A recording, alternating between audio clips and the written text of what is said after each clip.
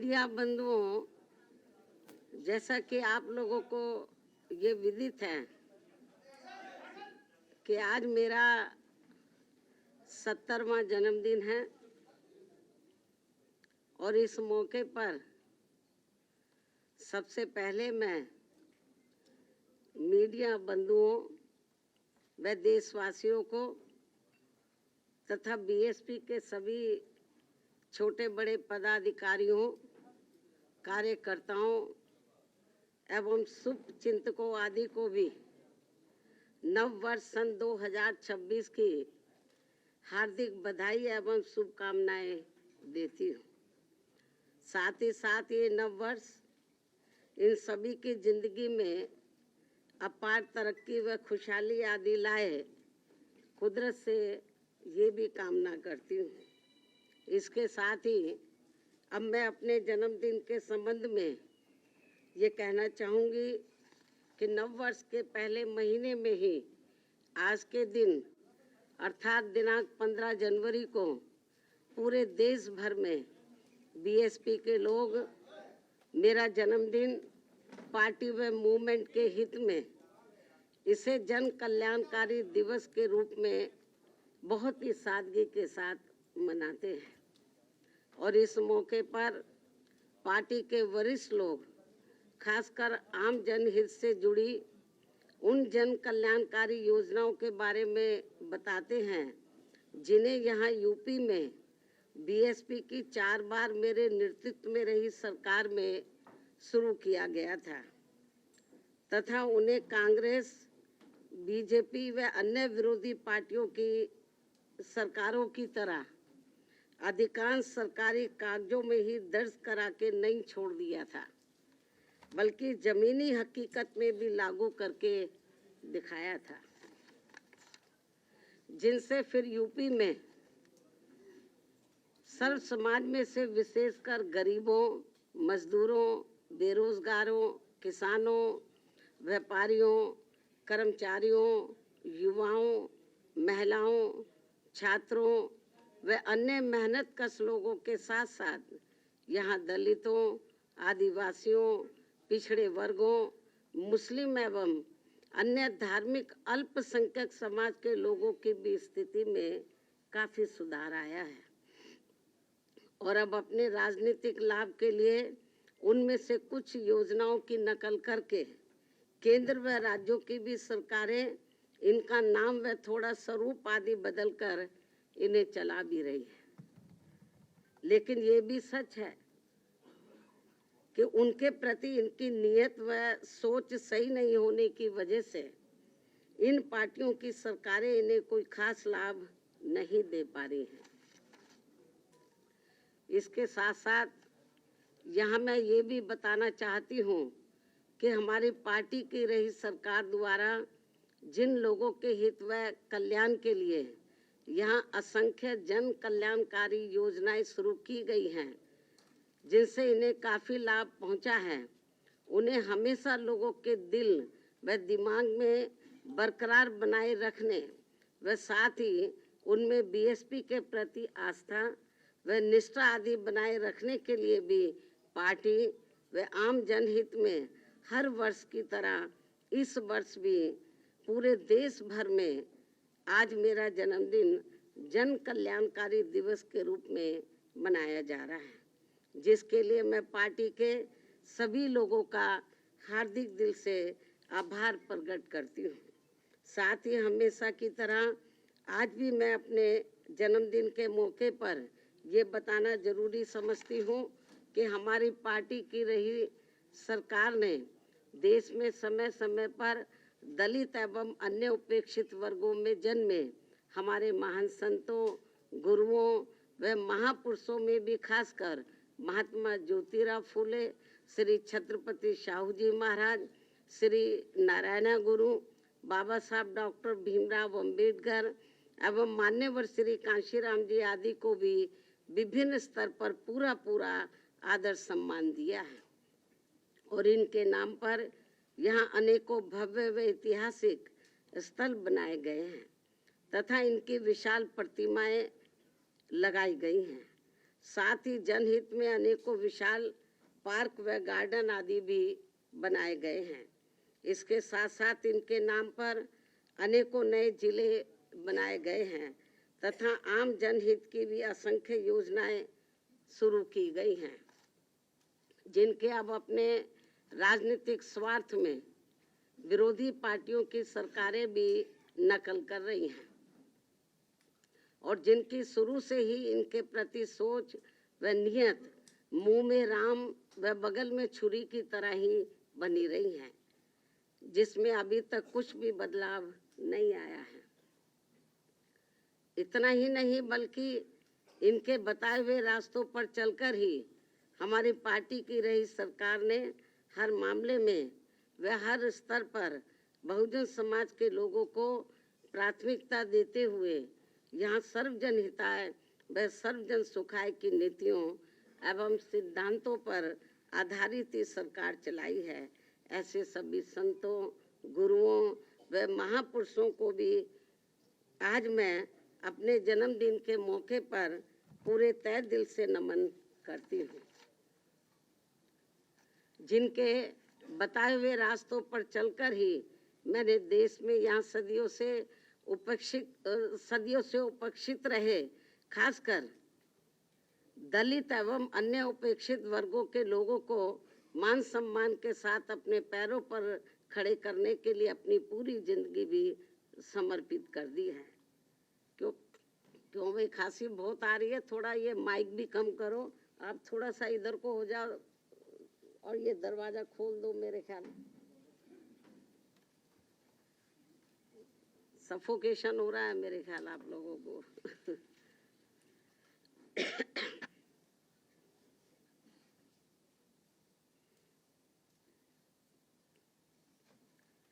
मैं आपको बता रही थी अभी जो हमारे संत गुरु और महापुरुष हुए हैं, जिन्होंने इस देश के खास तौर से दलित एवं जो अन्य वीकर सेक्शन के लोग हैं उनको पैरों पर खड़ा करने के लिए अपनी जिंदगी पूरी समर्पित कर दी है, तो उनको मैं नतमस्तक करती हूँ, नमन करती हूँ, जिनके बताए हुए रास्तों पर चलकर ही मैंने देश में यहाँ सदियों से उपेक्षित रहे खासकर दलित एवं अन्य उपेक्षित वर्गों के लोगों को मान सम्मान के साथ अपने पैरों पर खड़े करने के लिए अपनी पूरी जिंदगी भी समर्पित कर दी है। और जब तक मैं जिंदा रहूंगी और यदि अभी तक की तरह मेरा स्वास्थ्य भी बराबर ठीक बना रहता है, तो तब तक मेरा इन वर्गों के हित व कल्याण के लिए निरंतर प्रयास व संघर्ष आदि जारी रहेगा। और इस मामले में ना तो मैं कभी झुकने वाली हूँ तथा ना ही कभी किसी के दबाव व लालच आदि में आकर अपनी पार्टी की मूवमेंट से पीछे हटने वाली हूँ, जिसके लिए बीएसपी के जन्मदाता एवं संस्थापक मान्यवर श्री कांशीराम जी ने अपनी पूरी जिंदगी समर्पित कर दी है। इतना ही नहीं बल्कि इन्होंने अपने जीते जी हर मामले में मुझ पर पूरा भरोसा करके वह मुझे अपना एकमात्र उत्तराधिकारी बनाकर इस पार्टी की संपूर्ण जिम्मेवारी भी मेरे कंधों पर सौंप दी है, जिसे मैं अपने जीते जी किसी भी कीमत पर पीछे नहीं जाने दूंगी, बशर्ते ईवीएम हमारी मुश्किलें और ज़्यादा ना बढ़ाता रहे। ये मैं अपनी पार्टी के लोगों को विश्वास दिलाना चाहती हूँ, लेकिन इसके लिए मैं उनसे पार्टी को हर स्तर पर पूरा सहयोग करने की भी पुरजोर अपील करती हूँ। वैसे मुझे पूरा भरोसा है कि इस मामले में पार्टी के लोग मुझे कतई भी निराश नहीं करेंगे। इसके साथ साथ यहाँ मैं ये भी कहना चाहूँगी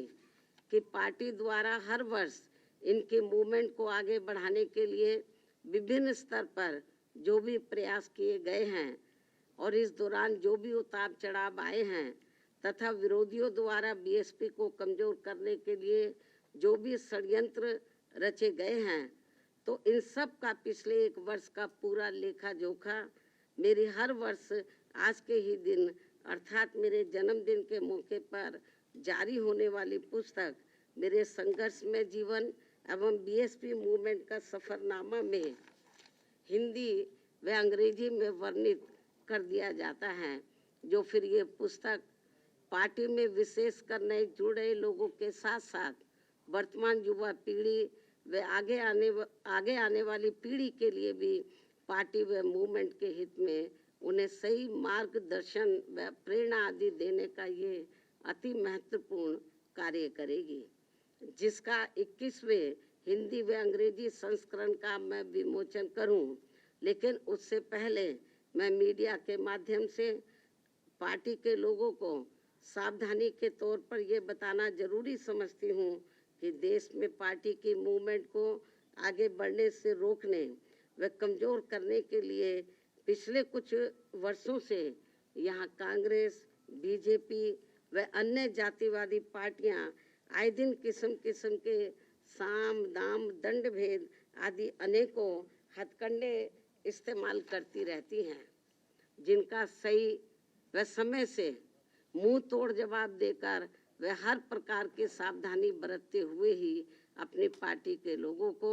पूरे देश में बीएसपी को हर स्तर पर मजबूत बनाना है। और खासकर आबादी के हिसाब से देश के सबसे बड़े प्रदेश यूपी में फिर से यहाँ अपनी पार्टी बीएसपी को सत्ता में लाना भी बहुत जरूरी है। हालांकि इस संदर्भ में काफ़ी कुछ विस्तार से जानकारी मैंने दिनांक 9 अक्टूबर सन 2025 को बीएसपी के जन्मदाता एवं संस्थापक मान्यवर श्री कांशीराम जी की पुण्यतिथि के मौके पर यहाँ लखनऊ में इनके सम्मान में किए गए यूपी प्रदेश स्तरीय अति विशाल महा आयोजन में दे दी गई है। उन्हें मैं पुनः दोहराना नहीं चाहती हूँ, लेकिन यहाँ यूपी की आम जनता को सजग व सचेत करने के उद्देश्य से ये कहना जरूरी समझती हूँ कि पिछले महीने सन 2025 में उत्तर प्रदेश विधानसभा के हुए शीतकालीन सत्र के दौरान राजधानी लखनऊ में अकेले बीजेपी के ही नहीं बल्कि सपा व कांग्रेस के भी ब्राह्मण समाज के सभी विधायकों तथा सरकार के मंत्री आदि ने भी एक जगह इकट्ठा होकर अपने ब्राह्मण समाज की वर्तमान बीजेपी की सरकार में भी हर स्तर पर हो रही उपेक्षा तथा इन पर आए दिन हो रही जुर्म जाति आदि को भी लेकर काफ़ी चिंता व्यक्त की गई है, और ये स्वाभाविक भी है। जबकि यूपी में हमारी पार्टी ने पिछले कई हुए विधानसभा चुनाव में टिकट देने व सरकार बनने पर अन्य वर्गों की तरह ब्राह्मण समाज को भी हर स्तर पर उचित भागीदारी दी है। साथ ही इनके ऊपर किसी भी प्रकार से कोई भी अन्याय अत्याचार आदि नहीं होने दिया है, जिसे ध्यान में रखकर अब यहाँ ब्राह्मण समाज को भी कांग्रेस, बीजेपी व सपा आदि इन पार्टियों के किसी भी बहकावे में नहीं आना चाहिए। वैसे भी अब ब्राह्मण समाज को किसी का भी चोखा बाटी आदि नहीं चाहिए, और न ही वे किसी की धमकी से भी डरने वाले हैं, बल्कि उन्हें हर स्तर पर पूरा मान सम्मान व उचित प्रतिनिधित्व तथा रोटी रोजी के भी साधन चाहिए। साथ ही इनके ऊपर कोई भी जुर्म जाति आदि नहीं होनी चाहिए, जो ये सब इनकी चाहत अभी तक बीएसपी की सरकार में ही पूरी हुई है। और इस बार बीएसपी की सरकार बनने पर फिर से इनकी ये सब चाहत जरूर पूरी की जाएगी। इनके साथ साथ क्षत्रिय व वैश्य समाज आदि के भी हित व कल्याण का तथा इनकी सुरक्षा आदि का भी हर मामले में पूरा ध्यान रखा गया है और आगे भी रखा जाएगा। वैसे भी हमारी पार्टी की रही सरकार ने हमेशा यहाँ सर्व समाज के हित व कल्याण का हर मामले में वे हर स्तर पर पूरा ध्यान रखा है। खासकर जाट समाज जो ज़्यादातर खेती किसानी का कार्य करता है, उनकी खेती करने के लिए खाद्य सहित अन्य सभी सुविधाओं की समय से उचित व्यवस्था की है। साथ ही गन्ना किसानों को तो काफ़ी बढ़ाकर दाम दिया है। इनकी अन्य फसलों का भी उन्हें उचित दाम दिया है।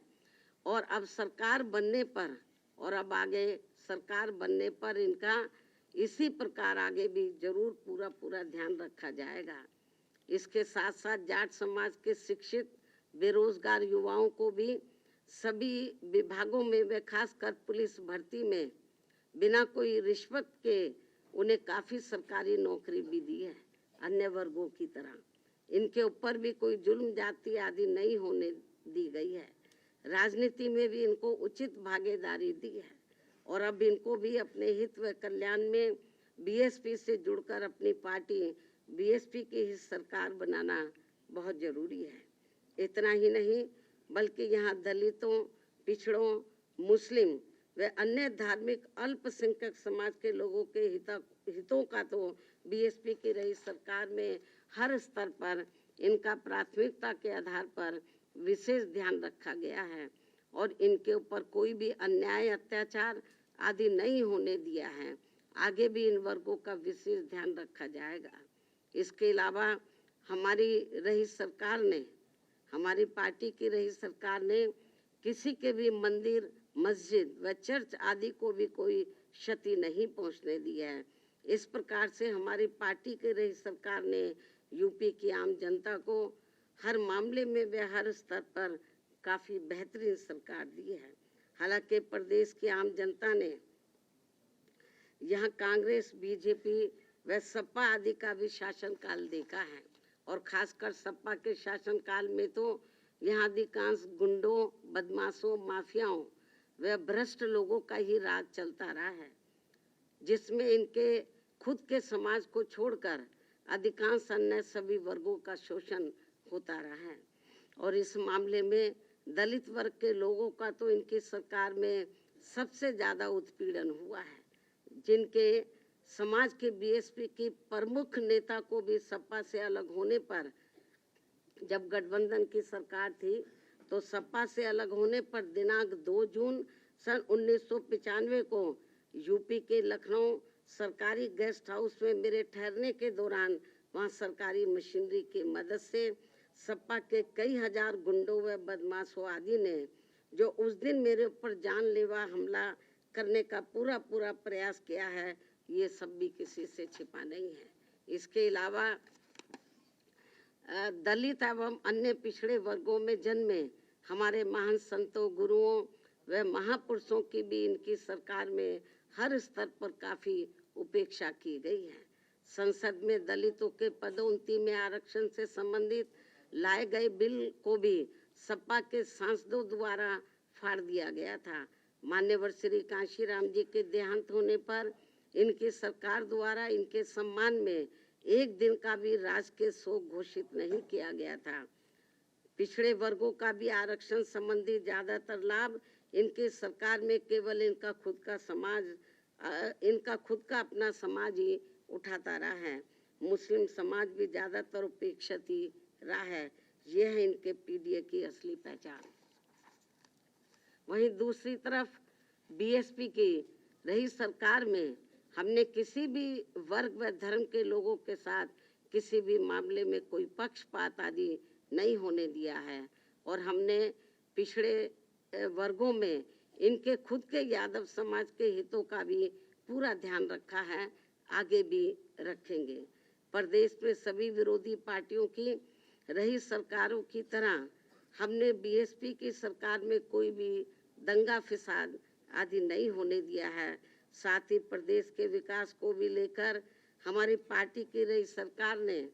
अनेकों ऐतिहासिक कार्य किए हैं और इस मामले में ये बात सर्वविदित है कि प्रदेश में बीएसपी की सत्ता नहीं रहने के बाद यहाँ विरोधी पार्टियों की रही सरकारों में जितने भी एक्सप्रेस वे बने हैं और अब दिल्ली के नज़दीक जिला गौतम बुद्ध नगर में नोएडा अंतर्राष्ट्रीय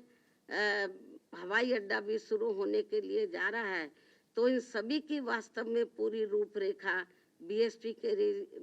के रही सरकार में ही तैयार हो गई थी। एक आदि बड़े एक्सप्रेस वे तो मेरी सरकार में ही बन गए थे। हालांकि ये सभी कार्य मेरी सरकार के रहते ही पूरे हो जाते यदि उस समय केंद्र की रही कांग्रेस पार्टी की सरकार अपनी जातिवादी मानसिकता के चलते इन कार्यों में रुकावटें नहीं डालती। इस प्रकार से यहाँ बीएसपी का चारों बार का रहा शासनकाल हर मामले में काफ़ी बेहतरीन शासनकाल रहा है, जिसे प्रदेश व आम जनहित में फिर से सत्ता में लाना बहुत ज़रूरी है, क्योंकि अब यूपी में कांग्रेस व सपा की रही सरकार की तरह वर्तमान में बीजेपी की चल रही सरकार में भी यहाँ की आम जनता व विशेषकर दलित एवं अन्य उपेक्षित वर्गों के लोग हर स्तर पर काफ़ी ज़्यादा दुखी व परेशान हैं। इनके नेता लोग मौजूदा सरकार में अधिकांश अपने खुद के नफ़े नुकसान में ही लगे रहते हैं। इनका अपने समाज के नफ़े नुकसान से कोई लेना देना नहीं है, ऐसा इन वर्गों के लोगों का मानना है। अभी भी प्रदेश में कानून व्यवस्था सपा की रही सरकार की तरह काफ़ी बिगड़ी हुई है। सरकार को बिना पक्षपात के काफ़ी सख्ती करने की ज़रूरत है। ऐसी स्थिति में यूपी की आम जनता बीएसपी के 4 बार के रहे शासनकाल को याद करके अब यहाँ बीएसपी को सत्ता में लाने का काफ़ी हद तक अपना मन बना चुकी है, जिसे पूरा करने के लिए इस बार होने वाले विधानसभा आम चुनाव में मैं खुद भी कोई कसर छोड़ने वाली नहीं हूँ। ये मेरा अपना मन बना चुकी है, जिसे पूरा करने के लिए इस बार होने वाले विधानसभा आम चुनाव में मैं खुद भी कोई कसर छोड़ने वाली नहीं हूँ। ये मेरा पुनः वायदा है। और जब यूपी में इस बार होने वाले विधानसभा आम चुनाव में हमारी पार्टी की पूर्ण बहुमत की सरकार बन जाती है, जिसकी काफ़ी उम्मीद भी है, तब फिर हमारी पार्टी सन 2007 में पूर्ण बहुमत की बनी सरकार की तरह ही यहाँ हर मामले में व हर स्तर पर सर्वजन हिताय व सर्वजन सुखाय की नीतियों एवं सिद्धांतों पर आधारित ही सरकार चलाएगी। ये भी मैं यूपी की जनता को विश्वास दिलाना चाहती हूँ, जिसकी इस समय यूपी की जनता को व खासकर दलित एवं अन्य उपेक्षित वर्गों के लोगों को तथा विभिन्न क्षेत्रों में कार्यरत दुखी व पीड़ित लोगों को भी काफ़ी ज़रूरत है। वैसे भी इस समय यहाँ अकेले बहुजन समाज के लोग ही नहीं, बल्कि अन्य सभी समाज के लोग भी अपनी विभिन्न समस्याओं को लेकर काफ़ी ज़्यादा दुखी व परेशान हैं। यहाँ कानून व्यवस्था भी ठीक नहीं है। ऐसे में अब यहाँ यूपी की आम जनता बीएसपी को ही पुनः सत्ता में लाना चाहती है, किंतु उसके लिए पार्टी को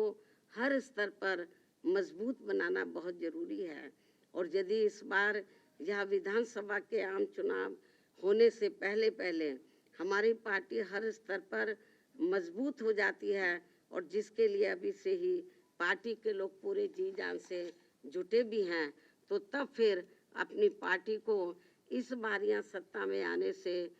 कोई रोक नहीं सकता है, बशर्ते यहाँ प्रदेश की आम जनता चुनाव के दौरान कतई भी गुमराह नहीं होती है। इसके साथ साथ पिछले कई चुनावों की तरह इस बार भी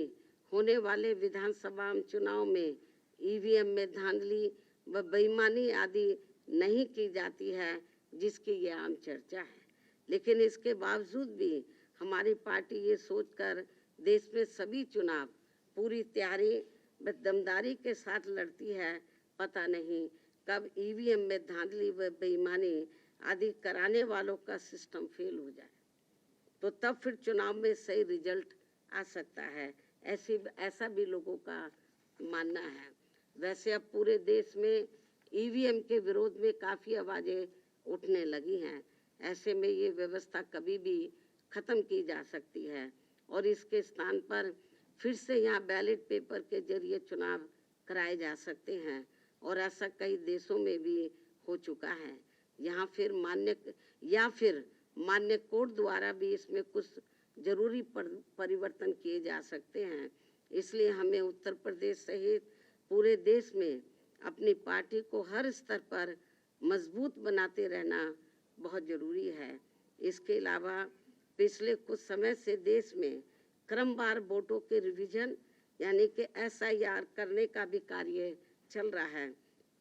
उसमें भी काफ़ी गंभीर शिकायतें चर्चा में हैं, लेकिन फिर भी इस कार्य में अपनी पार्टी के लोगों को काफ़ी सजग रहना है और समय से ये कार्य पूरा भी करना है। इसके साथ ही जहाँ तक गठबंधन करके चुनाव लड़ने का सवाल है, तो इस संबंध में फिर से यहाँ मैं अपनी पार्टी का स्टैंड स्पष्ट कर देना चाहती हूँ कि हमारी पार्टी का गठबंधन करके चुनाव लड़ने के मामले में अभी तक का अधिकांश अनुभव यही रहा है कि गठबंधन करके चुनाव लड़ने से हमारी पार्टी को फायदा कम व नुकसान ज़्यादा होता है तथा इससे पार्टी का वोट प्रतिशत भी काफ़ी हद तक कम हो जाता है, जबकि बीएसपी से गठबंधन करके चुनाव लड़ने वाली पार्टी को पूरा फायदा पहुंच जाता है, क्योंकि गठबंधन में बीएसपी का खासकर दलित बेस वोट तो गठबंधन करने वाली पार्टी को पूरा ट्रांसफर हो जाता है, किंतु उनका विशेषकर अपर कास्ट समाज का ज़्यादातर वोट उनकी जातिवादी मानसिकता होने की वजह से बीएसपी के उम्मीदवारों को परिवर्तित नहीं हो पाता है और फिर ये वोट दूसरी पार्टी को ही चला जाता है,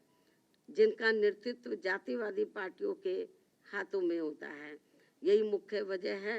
कि देश में अधिकांश पार्टियां बीएसपी से गठबंधन करके चुनाव लड़ना चाहती हैं, क्योंकि उनको फायदा पहुंचता है, लेकिन गठबंधन करने के मामले में हमें बीएसपी के हित को भी देखना बहुत जरूरी है। ऐसी स्थिति में अब हमारी पार्टी उत्तर प्रदेश सहित पूरे देश में विधानसभा व लोकसभा का भी आम चुनाव अकेले ही लड़ना ज़्यादा बेहतर समझती है और यूपी में जब इस बार चुनाव होगा अकेले ही चुनाव लड़ेगी। कोई गलतफहमी किसी को भी अपने आप में पैदा नहीं करनी चाहिए। इसलिए अब हमारी पार्टी ने उत्तर प्रदेश सहित पूरे देश में सभी छोटे बड़े चुनाव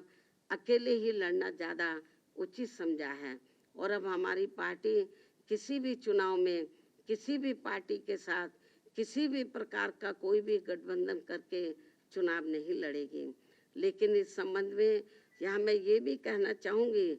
जब आगे चलकर हमारी पार्टी को ये पूरा भरोसा हो जाएगा, आपकी नई बात कर रही हूँ, बरसों लगेंगे अभी, जब आगे चलकर हमारी पार्टी को ये पूरा भरोसा हो जाएगा कि बीएसपी से गठबंधन करके चुनाव लड़ने वाली पार्टी अपनी पार्टी का खासकर अपर कास्ट समाज का वोट उनकी जातिवादी मानसिकता व सोच आदि को बदलकर हमारी पार्टी को ट्रांसफर करा सकती है, तब फिर उस समय गठबंधन करके चुनाव लड़ने को लेकर जरूर सकारात्मक निर्णय लिया जा सकता है। इसमें बरसों लगेंगे। जब तक ये जातिवादी व्यवस्था रहेगी, मानसिकता लोगों के नहीं बदलेगी, बहुत मुश्किल है। जो फिलहाल हमें यहाँ अभी तक किसी भी पार्टी में ऐसा होता हुआ नजर नहीं आ रहा है, लेकिन ये भी सच है कि हमारी पार्टी द्वारा अपर कास्ट समाज के जिन लोगों की जातिवादी मानसिकता व सोच आदि को बदल दिया गया है, लेकिन ये भी सच है कि हमारी पार्टी द्वारा अपर कास्ट समाज के जिन लोगों की जातिवादी मानसिकता व सोच आदि को बदल दिया गया है, उनका वोट तो बिना गठबंधन के ही सीधा बीएसपी को मिल जाता है और इनका इस बार पहले से भी उम्मीद है कि इनका इस बार पहले से भी कहीं ज़्यादा ये वोट हमारी पार्टी को जरूर मिल जाएगा। अपर कास्ट समाज का ऐसा पार्टी का मानना है। इसके साथ साथ प्रदेश में दलित, पिछड़ा व मुस्लिम एवं अन्य धार्मिक अल्पसंख्यक समाज का भी वोट इस बार पहले से कई गुना ज़्यादा बीएसपी को ही मिलने वाला है और फिर सपा का पीडीए भी देखता ही रह जाएगा, जिसकी पार्टी को पूरी उम्मीद भी है, क्योंकि अब यहाँ सर्व समाज के लोग कांग्रेस, बीजेपी व सपा आदि के शासनकाल को काफ़ी आजमा चुके हैं, जबकि बीएसपी का 4 बार का रहा शासनकाल हर मामले में व हर स्तर पर काफ़ी लोकप्रिय रहा है और अब ये लोग इन पार्टियों के बहकावे में ना आकर अपनी एकमात्र हितैषी पार्टी बीएसपी को इस बार सत्ता में जरूर लाएंगे, जिसकी काफ़ी संभावना भी है। और ये कुछ जरूरी बातें पार्टी व मूवमेंट के हित में आज मैंने अपने जन्मदिन के मौके पर मीडिया के जरिए पूरे देश में अपनी पार्टी के लोगों के सामने रखी है। हालांकि मुझे पूरा भरोसा है कि पूरे देश में पार्टी के लोग मेरी इन सब बातों को गंभीरता से लेते हुए अब अपनी पार्टी को जरूर मजबूत बनाएंगे, जो यही इनका मेरे जन्मदिन पर खास तोहफा भी होगा। और अब मैं पार्टी व मूवमेंट के हित में अपनी लिखी गई पुस्तक का विमोचन करती हूँ।